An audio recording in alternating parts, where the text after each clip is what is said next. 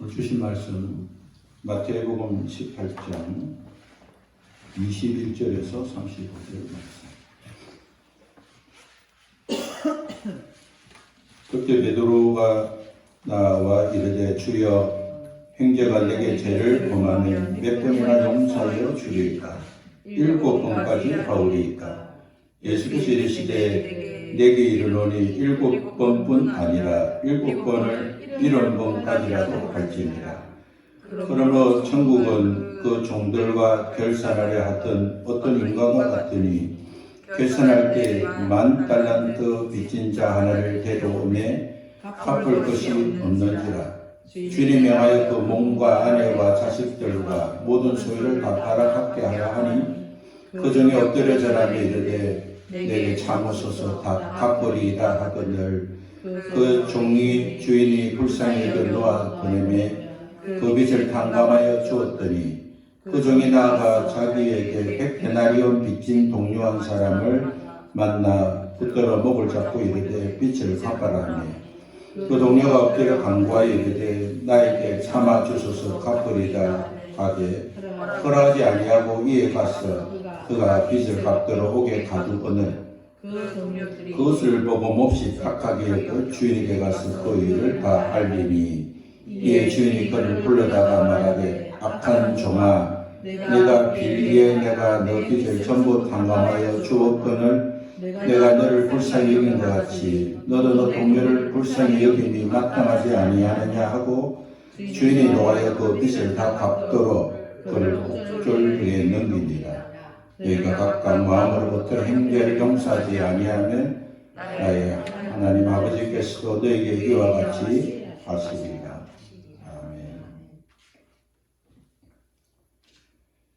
회개는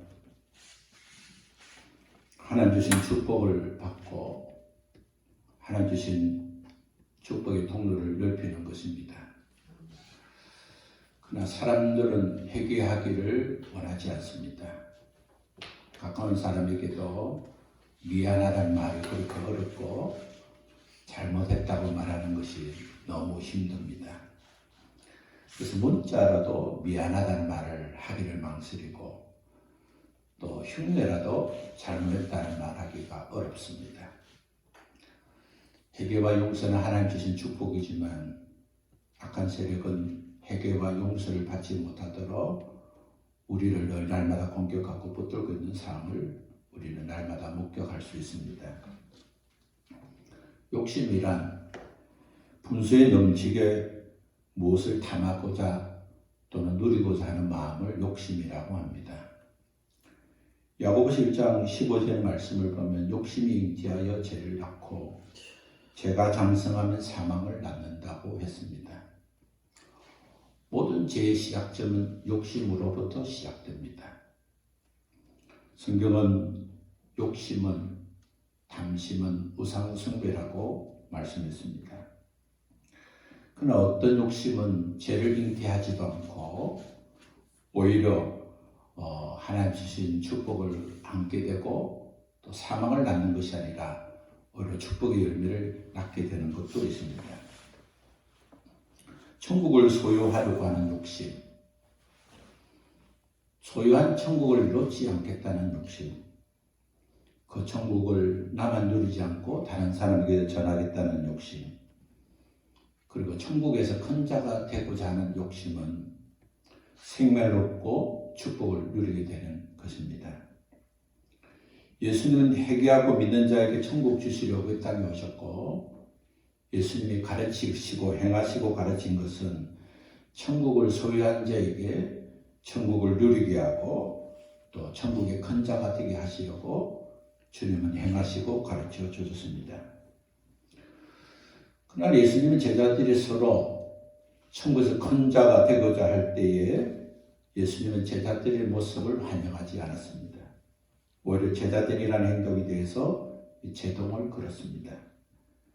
그리고 제자들의 잘못과 문제를 깨닫게 해주셨습니다. 제자들이 천국을 제대로 알지도 못하고 천국을 제대로 알지 못한 상태에서 천국에서 큰 자가 되게 하고자 하는 것을 그들의 잘못을 깨닫고 바른 길로 갈 수 있도록 인도해 주셨습니다. 예수님의 제자들은 예수님께서 이 땅에 메시아로 오신 것은 로마로부터 속박된 예루살렘을 구원하시기 위해서 오셨다고 생각했습니다. 그래서 예수님은 이 땅에 로마로부터 억압당한 이 나라를 구원하시고 또 하나님 주신 축복을 누리게 하기 위해서 보내주신 메시아, 정치적 메시아로 생각했습니다. 그래서 예수님과 함께 예루살렘에 입성하게 되면 예루살렘이 해방이 되고 그것이 바로 하나님의 나라가 이루어질 것이라고 생각했습니다. 제자들은 예수님 모시고 예루살렘에 들어가면 그것이 바로 천국이 되고 그것에서 누가 큰 자가 될 것인가를 생각하고 제자들은 서로 큰 자가 되기 위해서 다툼까지 있었습니다. 그들은 천국을 바르게 이해하지도 못한 상태에서 또 천국에서 큰 자가 되기 위해서는 무엇을 해야 되는지도 알지 못한 상태에서 그들이 지금까지 해온 일들만 생각하고 예루살렘에 들어가면 누가 큰 자가 될 것인가를 생각하고 다투고 주님께 질문까지 했습니다. 예수님께 이 땅에 오신 목적은 우리에게 천국을 주시기 위해서 오셨습니다. 그러나 예수님은 이 세상에 천국을 만들지 않습니다. 예수님은 이 세상에 천국을 예비하지 않으시고 우리가 영원히 살 그 하늘나라에 천국을 예비하셨고 천국 가게 된 자들은 이 땅에서 천국을 알게 하고 누리게 하고 또 지키게 하고 천국의 큰 자가 되기 위해서 주님은 우리에게 말씀해 주시고 대속의 대가를 지불해 주셨습니다. 천국을 소유하고 누리며 천국에서 큰 자가 될 수 있도록 주님이 말씀해 주셨고 우리는 그 복음을 듣고 행할 때 하나님 주신 그 축복을 누리게 되는 것입니다. 하나님 우리에게 주신 구원의 축복, 복음의 축복은 복음의 내용을 알 때 온전하게 누릴 수 있습니다. 우리가 복음하면 복음은 무엇인가? 복음은 예수 그리스도라 그렇게 고백을 합니다. 왜 예수님이 복음이십니까?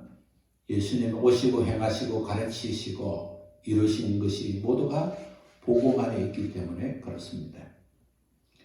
예수님께서 이 땅에 오신 그 목적이 바로 복된 소식이고 우리 주님 행하신 모두가 복된 음성으로 나타나신 삶의 현장이기 때문에 우리는 예수님이 바로 복음이다 그렇게 우리는 고백을 합니다. 예수님 우리를 구원하시기 위해서 예수님은 십자가에서 피를 흘려내 주셨습니다. 예수님 우리의 고난과 질병을 대신 해결해 주시기 위해서 채찍에 맞아 주셨고 예수는 우리에게 새 생명을 주시려고 자신의 생명을 십자가에서 내어 주셨습니다. 예수님은 십자가에서 피 흘려 죽으심으로 우리가 죽어야 할 될 사망을 대신 값을 지불해 주셨습니다. 예수는 우리의 죄의 값으로 사망을 주셨고 죽어주셨고 예수님은 우리의 죄를 씻어주기 위해서 피 흘려주셨고 예수님은 우리에게 사망을 끊어주시고 사망에서 생명 주시려고 죽으셨지만 우리 주님이 생명이시기 때문에 생명의 주인이시기 때문에 죽으신 이후에 다시 부활하셨습니다. 우리는 부활의 소식을 그저 주님이 다시 사셨다고 고백하는 정도에 머물지 않고 부활하신 그 증거가 바로 이분이 바로 하나님이시구나.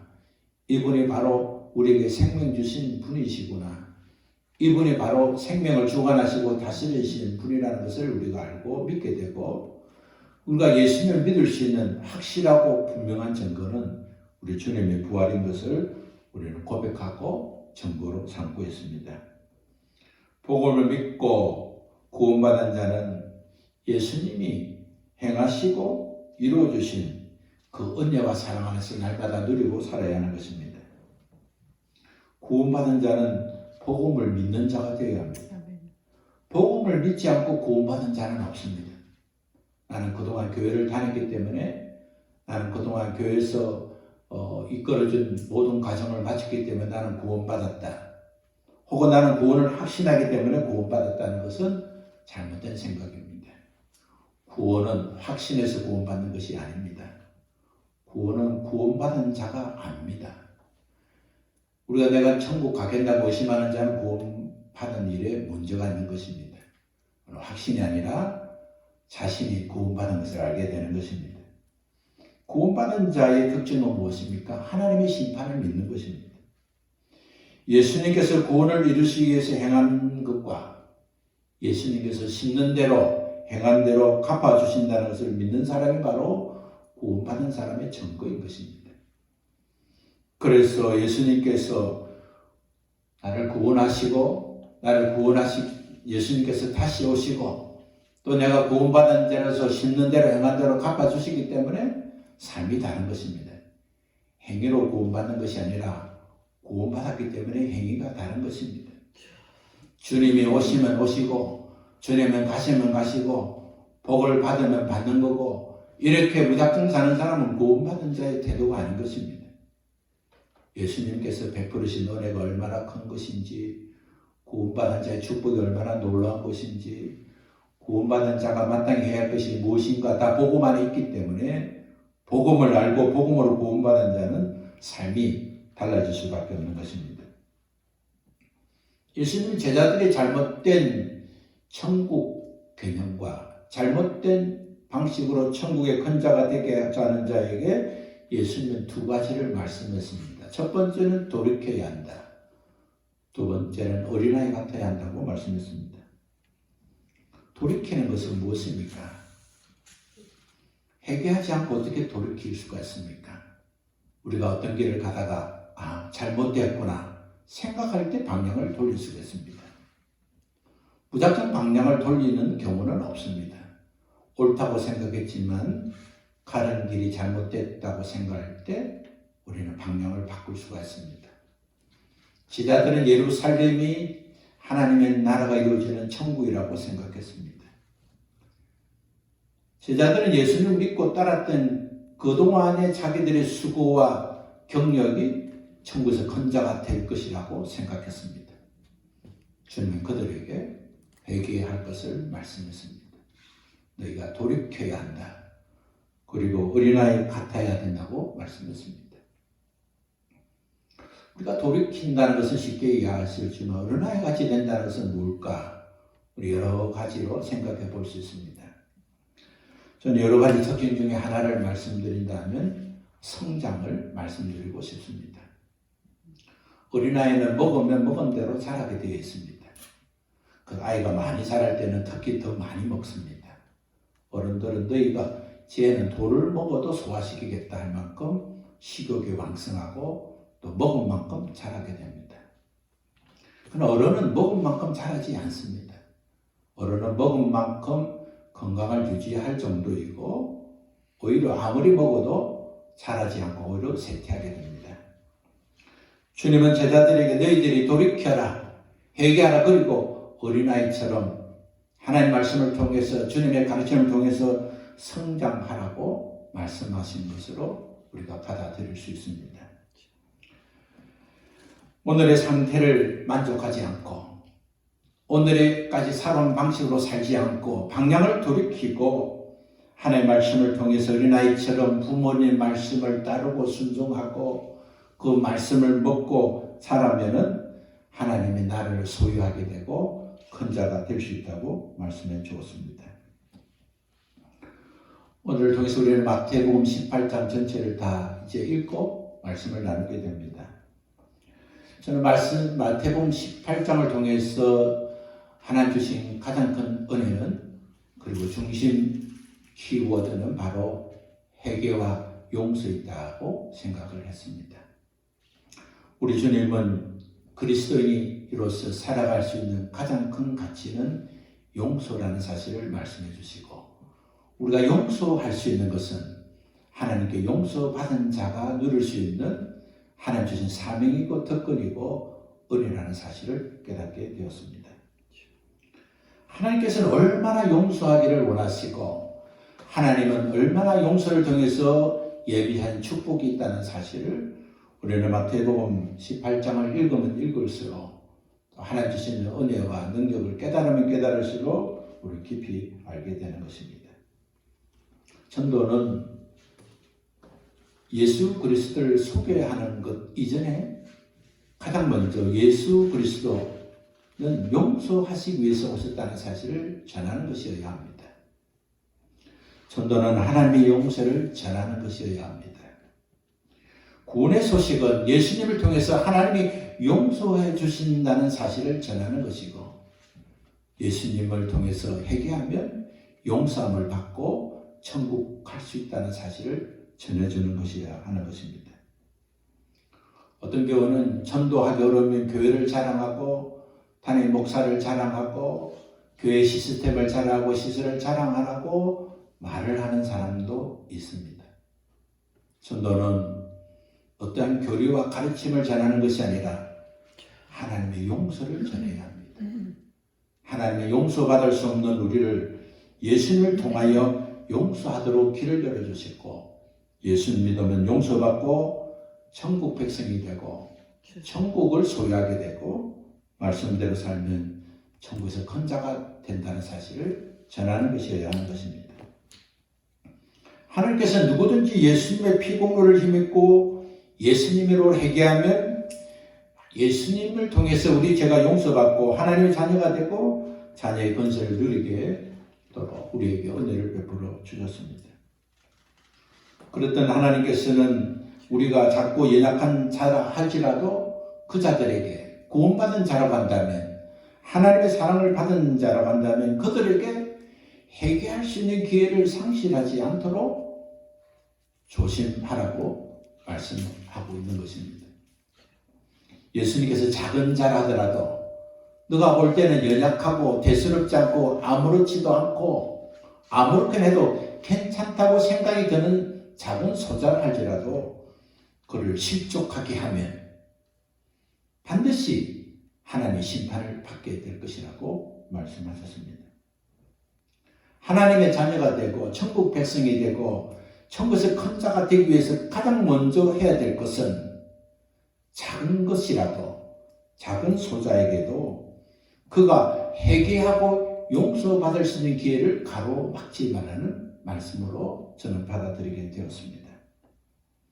예수님은 소자 하나를 실족하게 하면 심판을 받게 된다고 엄히 말하면서 그 심판을 받지 않으려고 한다면 그 심판을 조장하게 하고 소자 하나를 실족하게 하는 것이 만일 손이라면 손을 찍어버리고 발이라면 발을 찢어버려서 실족하게 하는 가로막힘을 없애라고 말씀했습니다. 하나님 무슨 심판을 받지 않으려면 우리 신체 가운데 절대 버릴 수 없는 손, 절대 버릴 수 없는 발이라더라도 그것을 찍어서 버리라고 주님이 말씀했습니다. 주님은 우리에게 허락하신 구원의 길은 넓은 길이 아닙니다. 주님은 구원의 길은 좁은 길이라고 말씀했습니다.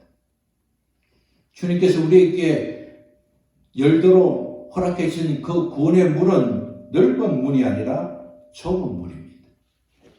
우리는 좁은 문을 통과해서 좁고 협착한 길을 걸어가는 것이 바로 구원의 길이고 구원받은 자가 가야 할 길인 것입니다. 좁은 길로 가려면 어떻게 해야 됩니까?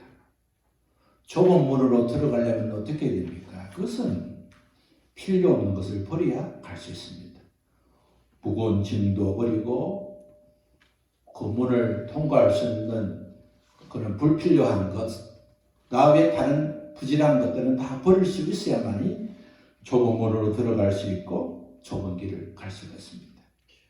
회개는 또 회개하고 용서를 받는 것은 우리 주님이 주신 구원의 문으로 들어갈 수 있고 구원의 길로 갈 수 있는 것입니다. 그렇기 때문에 우리가 예수 믿고 구원받아 하나님의 자녀가 되기 위해서는 반드시 회개해야 되고 그 문을 통과하게 되었다면 천국 가는 그 길 동안 천국에 이르도록 우리는 좁은 길로 가는 자인 줄 알고 우리 무거운 짐을 다 내려놓고 오늘 가벼운 인생, 가벼운 걸음으로 천국을 가야만이 천국에서 큰 자가 되고 부유한 자로 믿음으로 살게 되는 것입니다. 무섭고 더러운 죄도 회개하면 용서를 받지만 가볍고 대수롭지 않는 죄도 회개하지 않으면 용서를 받지 못하는 것입니다. 회개하고 용서받지 못하면 어떻게 됩니까? 바로 심판을 받게 되는 것입니다. 악한 영들을 예수 믿으면 제사함받고 어렵다 인정함을 받았기 때문에 더 이상 회개가 필요 없다고 우리를 미혹합니다. 하나님의 자녀가 되고 자녀의 권세를 가졌고 하나님 우리를 사랑하시되 끝까지 사랑하시는데 죄 지었다고 지옥 가겠는가? 죄를 범했다고 하나님이 심판하시겠는가? 하나님은 우리의 잘못을 용서하시고 우리에게 날마다 은혜와 축복으로 하시기 때문에 은혜 아래 살 것을 우리를 미혹하고 있습니다.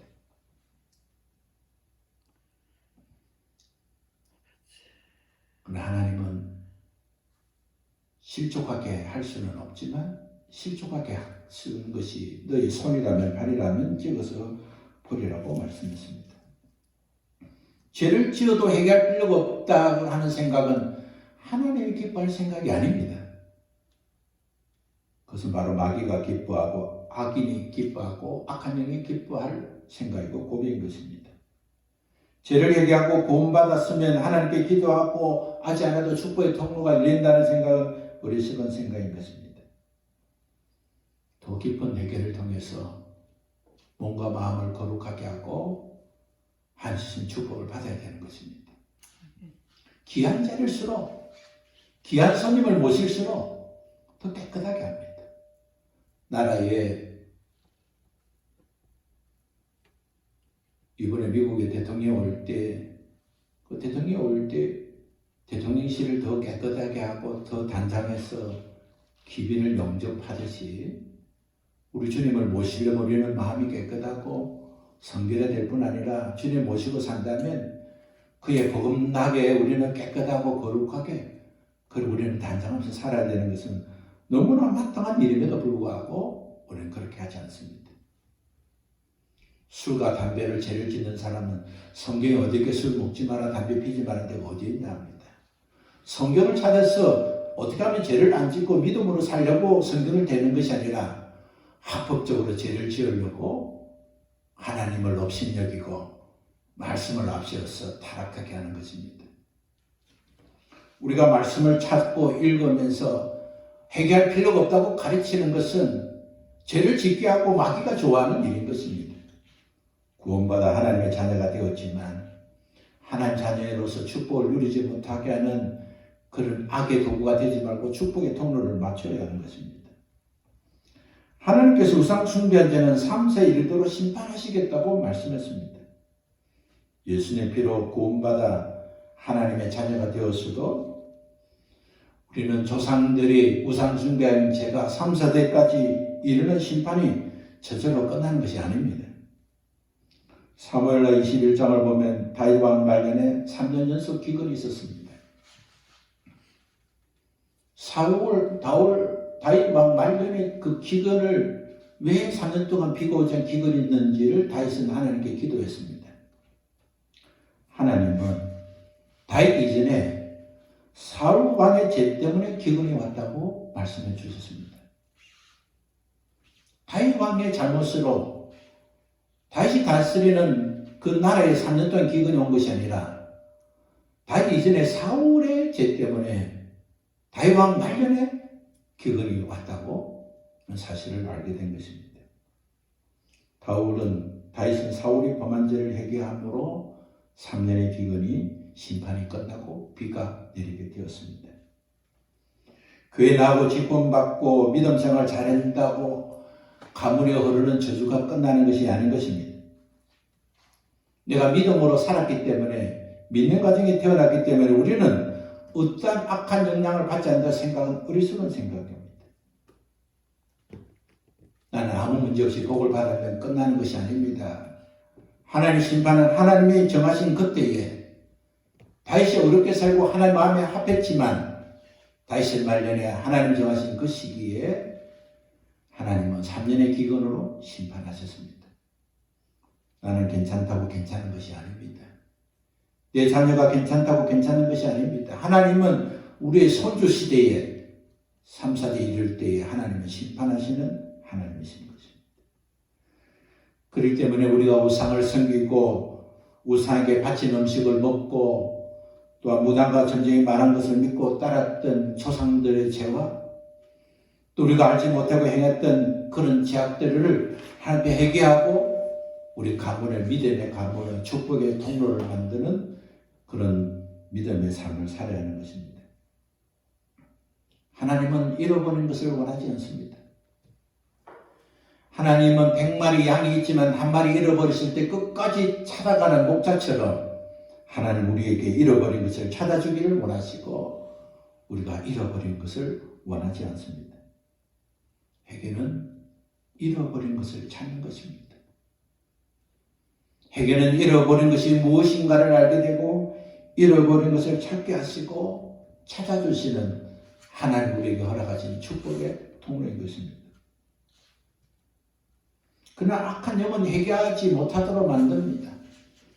회개할 때 여러 가지 시험을 주고 교만하게 하고 혈기를 부르게 하고 다툼을 가지게 하고 회개를 못하게 하고 회개를 했음에도 불구하고 교만하게 만들어서 교만의 영이 다시 합법적으로 들어오게 만들고 혈기를 내게 해서 혈기의 영이 다시 들어오게 하고 거짓말하고 탐심하고 속이고 죄를 짓게 만들어서 다시 회개에도 아무 소용없이 다시 또 죄를 짓게 만들고 있는 것입니다.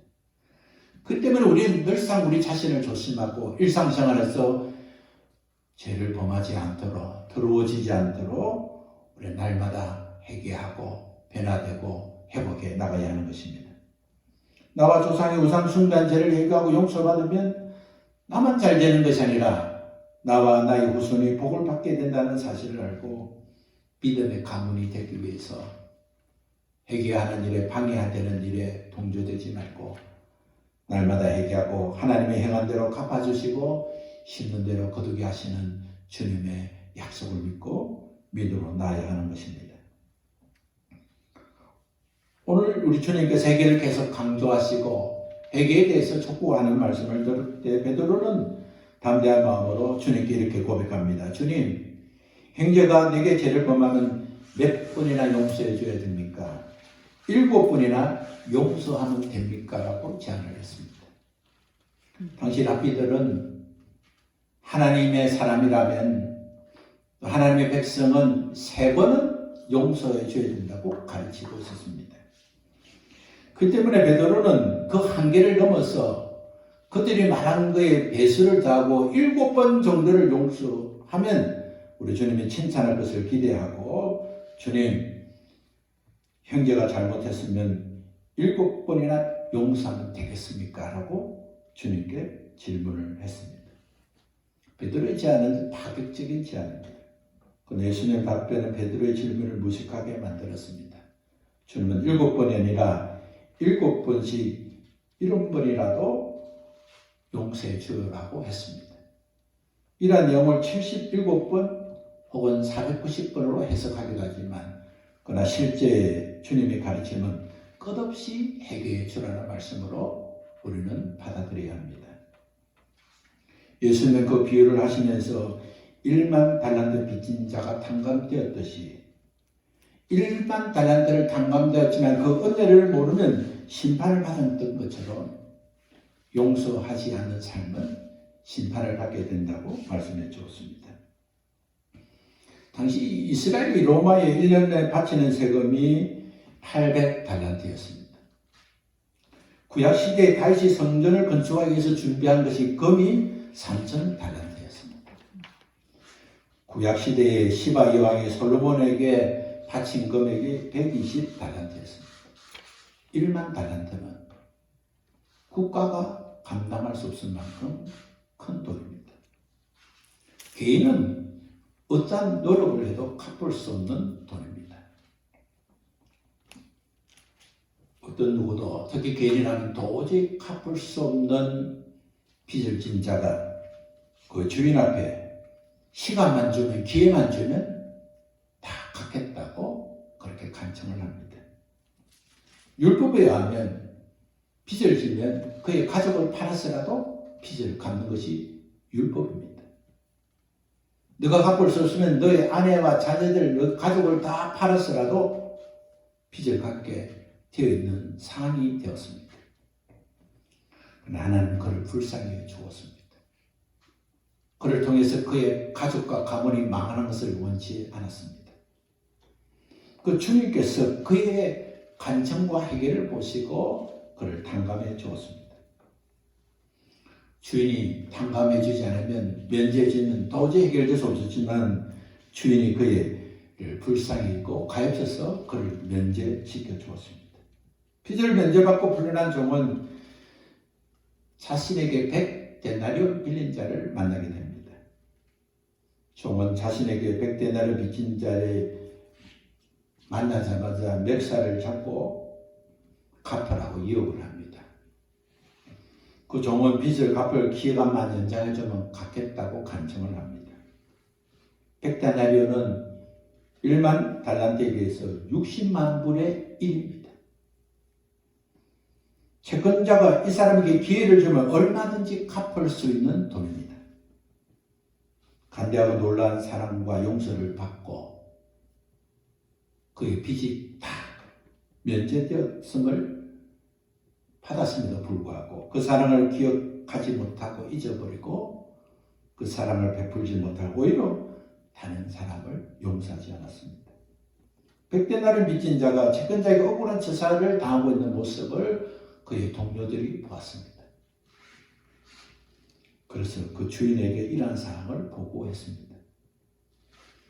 1만 달란트 면제받은 종의 행포를 자세하게 들은 주인은 그를 소환해서 완악한 행위의 부당함을 지적하고 더 심판을 하기 위해서 그를 옥에 가두었음을 우리 주님이 말씀하셨습니다. 주님의 비유를 들어보면 인간이 주인에게 빚진 것은 그 사람이 자신의 어떤 노력과 희생이 있어도 절대 갚을 수 없는 우리의 죄라는 사실을 우리는 확인해 볼 수 있습니다. 자기의 죄값은 자신의 노력으로 해결되지 않습니다. 회개한다고 용서받는 것이 아니라 하나님이 회개의 과정을 통해서 용서해 주시는 것입니다. 우리가 용서받을 수 없기 때문에 예수님은 하나님이 예수님을 이 땅에 보내시고 예수님 우리의 대속의 피를 흘려주시고 예수님을 통해서 우리는 구원받고 하나님의 자녀가 되었습니다. 그 사람이 시간을 주고 기회를 주는다고 해서 그의 문제를, 그의 죄를 해결할 수가 없습니다. 하나님의 은혜로 우리 주님의 대속의 피로 우리 주님이 우리 하나님께서 우리를 면제해 주시고 탕감해 주었습니다. 하나님의 은혜로 구원받은 자는 그 은혜가 그 안에 그의 마음 안에 그의 심정 속에 그의 심령 안에 있기 때문에 우리는 이제 내가 그 은혜를 받았는데 내가 이제는 빚지지 않고 살아야지. 빚을 지고 그렇게 고통스럽게 살다가 빚이 탕감되는데 또 빚을 내고 사는 어리석은 자가 되어서 되겠습니까? 이제는 빚진 자로 살지 않고 내가 자유하게 살아야 되겠다. 아멘. 그런 자는 다른 사람이 빚진 사람으로 살지 않도록 그의 빚도 탕감받을 수 있도록 그에게 기회를 주고 그에게 회개할 수 있는 기회를 줘야만이 하나님의 축복을 받게 된다는 사실을 우리에게 말씀해 주고 있습니다. 믿음으로 구원받았느냐 행함으로 구원받았냐는 질문은 우리에게는 어리석은 질문입니다. 우리는 믿음으로 구원을 받았습니다. 아멘. 우리의 행위로 구원받은 것이 아니라 우리 하나님께서 예수 그리스도를 통하여 구원해 주신 그 은혜로 말미암아 구원을 받았습니다. 구원받았으면 이제는 우리가 더 이상 할 일이 없습니까? 구원받았기 때문에 더 이상 죄를 지어도 괜찮고 더 이상 마음대로 사는 것이 구원받은 자의 태도입니까? 만약에 그렇다면 그는 정말 구원받은 것에 대한 의심을 해봐야 할 것입니다. 진정 탕감받고 용서받은 자는 그에게 손해를 주는 자의 멱살을 잡지도 않고 그를 옥에 가두지도 않고 그가 그에 위해서 다시 한번 주님 앞에 주인에게 부름받아서 심판받는 자리에 가지 않을 것입니다. 주님은 죄 지은 우리를 용서해 주셨습니다. 이제는 다시 죄를 짓지 않고 살 뿐만 아니라 죄 짓고 어리석게 사는 자들에게 용서하시는 하나님을 전하고 그가 회개하고 용서받아서 하나님의 자녀가 되도록 우리를 사용하시고 우리가 그 일을 향한 숫자만큼 그 일을 향한 보폭만큼 그 일을 향한 대로 우리 주님이 갚아주시는 것입니다. 천국은 예수 믿는 자에게 주시는 하나님의 선물이고 천국에서 큰 자가 되는 것은 우리 주님의 용서를 전하고 우리를 통해서 회개하고 용서받는 자가 숫자만큼 용서받은 자의 흔적만큼 용서받은 자의 크기만큼 천국에서 큰 자가 되게 되는 것입니다. 오늘 우리 가문에 내려오는 악한 영들의 저주와 악한 영들의 해방에 놀리지 않고 오직 우리를 구원하신 예수 그리스도의 대속의 피에 공로를 힘입고 예수 그리스도의 이름으로 날마다 회개하고 용서받고 우리 주변에 회개하고 용서받을 자에게 참 하나님이시고 그리스도이신 우리에게 용서를 주신 그 용서를 실현함으로써 용서하지 못하는 자가 아니라 어떤 것도 용서할 수 있는 자는 하나님의 용서를 받은 자에게 주시는 것이 바로 믿음이고 신뢰인 줄 알고 하나님을 사랑하고 서로 사랑하라는 주님의 가르침이 우리의 실제가 되도록 비호하는 자가 없이 날마다 용서할 수 있는 영성의 사람, 믿음의 사람, 천국의 큰 자가 되기 위해서 나아가는 사람으로 복받는 우리 모두 되시기를 예수님의 이름으로 축원합니다. 우리 함께 일어나겠습니다.